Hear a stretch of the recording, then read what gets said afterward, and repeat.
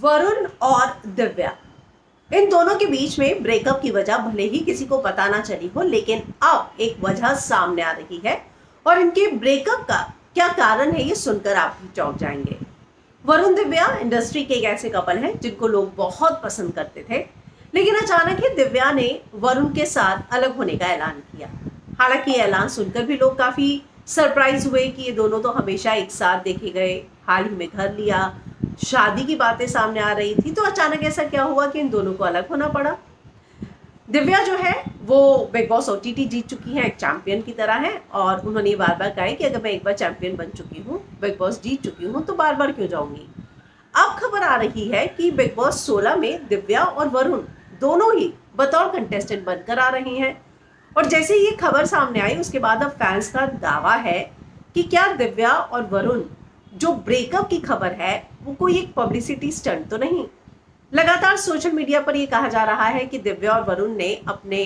Breakup को लेकर जो बात की है वो सिर्फ इसलिए है क्योंकि दोनों को थोड़ी पब्लिसिटी मिले, एक पब्लिसिटी स्टंट हो सकता है। आपको पता है कि बिग बॉस में उन्हीं लोगों को लिया जाता है जिनसे जुड़ी कोई चीजें ऐसी हो या कंट्रोवर्सी ऐसी हो, बातें ऐसी हो जिनको व्यूअर्स देखना चाहे, जानना चाहे, तभी जो है इनको उतनी ऑडियंस मिलेगी। तो अब जैसे ही कल ये खबर आई कि बिग बॉस 16 में भाई वरुण और दिव्या आ रहे हैं, तो लगातार सोशल मीडिया पर फैंस इस बात का दावा कर रहे हैं कि दिव्या और वरुण के जो ब्रेकअप है उसकी असली वजह यही है क्योंकि ये लोग कुछ पब्लिसिटी बटोरना चाहते थे और अपने रिश्ते का ब्रेकअप का ऐलान करके उनको पब्लिसिटी मिलेगी, और उसके बाद ये दोनों जब बिग बॉस 16 में जाएंगे तब जो है ऑडियंस इनको देखना चाहेगी, जानना चाहेगी कि आखिर हुआ क्या था ऐसा।